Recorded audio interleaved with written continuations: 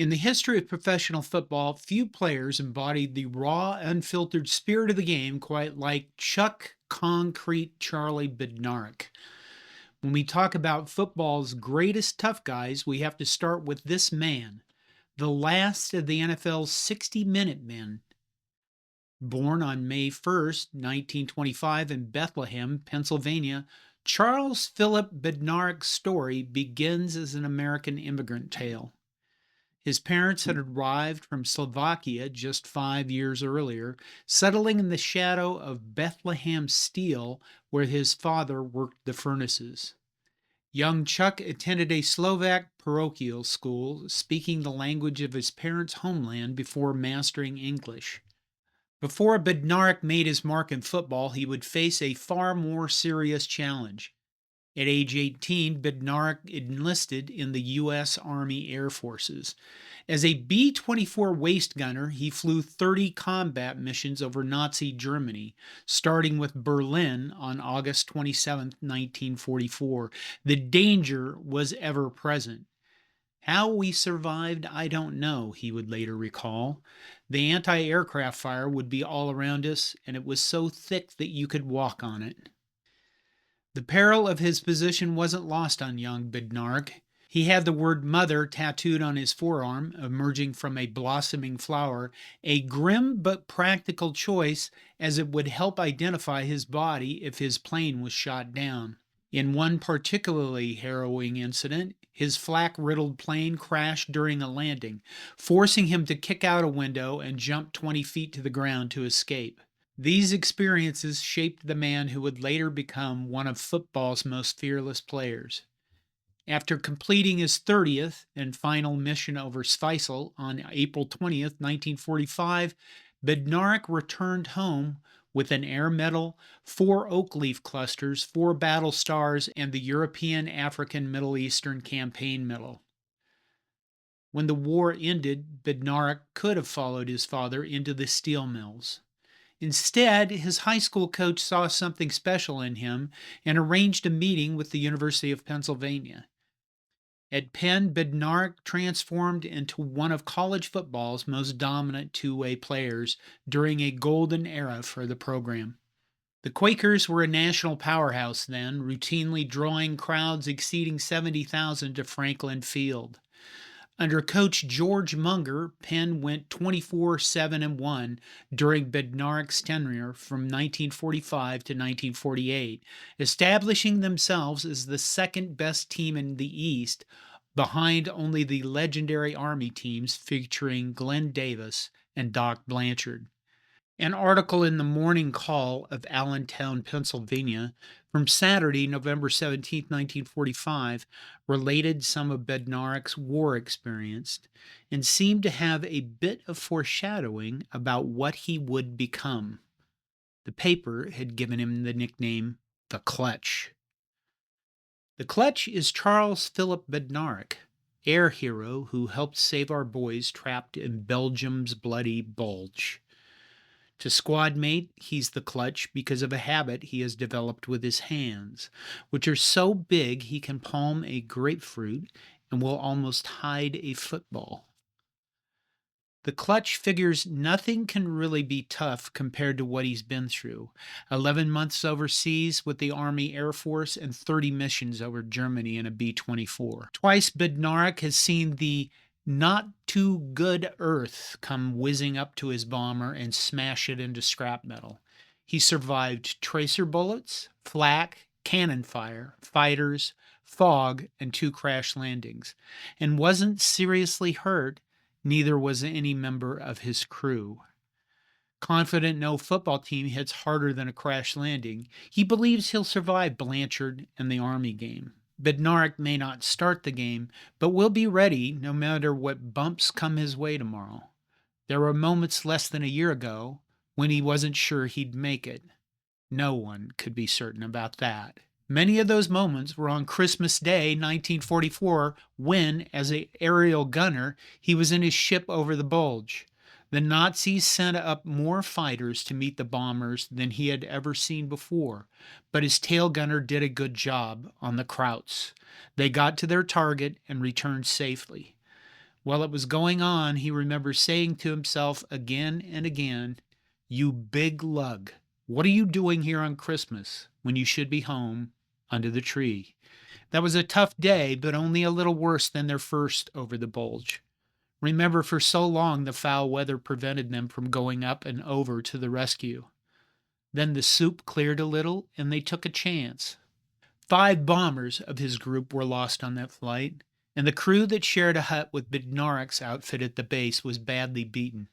Several of the 11 were killed, all of them were wounded, but the crew piloted by Lieutenant Nolan Patton of New Mexico, that was Charlie's crowd, came through unhurt. And then later on in the article it states, after graduation more than 2 years ago, he entered the service and went overseas in July in 1941. Honorably discharged by the Army on October 11th, he matriculated at Penn and entered with the start of the November semester. Charlie has been on the football squad about a fortnight. He played against Princeton and Columbia, and so well that he earned the sobriquet of the Clutch.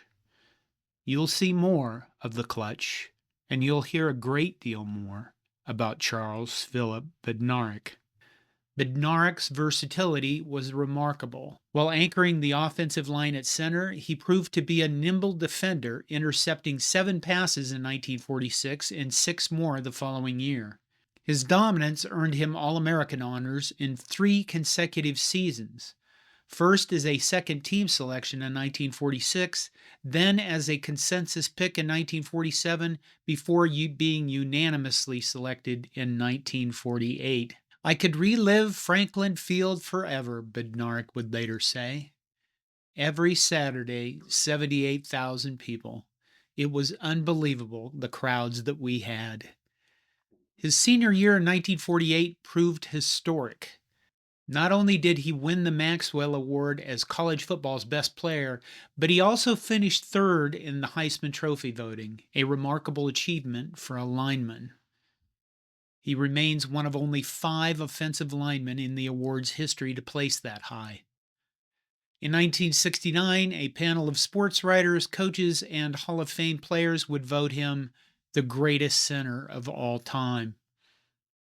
The Philadelphia Eagles made Bednarik the first overall pick in the 1949 NFL Draft, and he would spend his entire 14-year career with the team.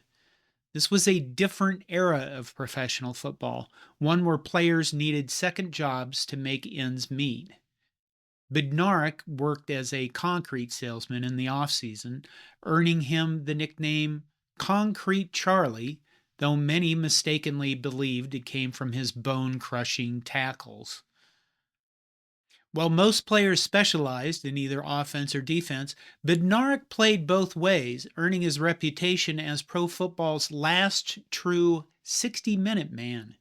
He missed only 3 games in his entire career, starting 166 out of 169 possible games. That kind of durability seems almost superhuman today. 2 moments in particular cemented Bednarik's legacy. The first came in 1960, when he delivered one of the most famous tackles in NFL history. His hit on Frank Gifford of the New York Giants was so devastating that it knocked Gifford out of football for over a year. The hit took place on November 20th, 1960. Gifford was a running back and spent 10 days in the hospital. He returned to football in 1962 before ultimately retiring in 1964. The iconic photo of Bednarik standing over an unconscious Gifford became a symbol of football's gladiatorial nature. Bednarik would later say he wouldn't have celebrated had he known Gifford was injured. He and Gifford would remain friends for life. Just weeks later, Bednarik would author the defining play of his career. In the 1960 NFL Championship game against the Green Bay Packers, with the Eagles leading 17-13, he made a game-saving tackle on Jim Taylor as time expired. After bringing Taylor down, Bednarik sat on him until the clock hit 0, famously telling him, "You can get up now, Jim. This game's over." The Eagles had won their last NFL title until 2018. By the time he retired in 1962, Bednarik had been selected to 8 Pro Bowls and named All Pro 10 times. He was inducted into both the College and Pro Football Halls of Fame, and his number 60 was retired by the Eagles. In 1995, the Maxwell Football Club established the Chuck Bednarik Award, given annually to college football's best defensive player, ensuring his legacy lives on. But Bednarik was more than his achievements. He represented a bygone era of professional football. He was outspoken about the modern game, often criticizing players who couldn't or wouldn't play both ways. "Those guys couldn't play one quarter in my day," he would say. "Positions I played, every play I was making contact. Not like that Deion Sanders. He couldn't tackle my wife. He's back there dancing out there instead of hitting." That guy would have been great to cover as a media person. What a great quote machine he was. He embodied a blue-collar toughness that resonated deeply with Philadelphia fans. Sadly, like many players of his era, Bednarik's later years were marked by the physical toll of the game. When he passed away on March 21st, 2015, the Philadelphia Eagles reported he had a brief illness. But according to his daughter Charlene Thomas, he suffered from dementia and Alzheimer's disease, conditions his family believed were linked to his football career. Bednarik was 89. Today, when we look back at Chuck Bednarik's career, we see more than just a football player. We see a World War II veteran who flew combat missions over Germany, a working class hero who sold concrete in the off-season, and arguably the toughest man to ever play the game.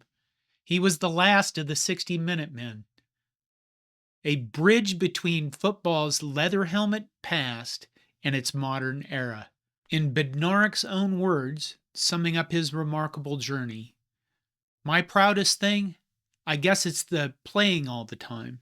My upbringing, the survival of a war, making All-America, making the College Football Hall of Fame, making the Pro Football Hall of Fame. I'm perfectly happy with my entire life." Chuck Bednarik, center, linebacker, war hero, concrete salesman, and the last of his kind. That's a legacy worth remembering. I'm John Johnston, and this is Hardcore College Football History. Thank you.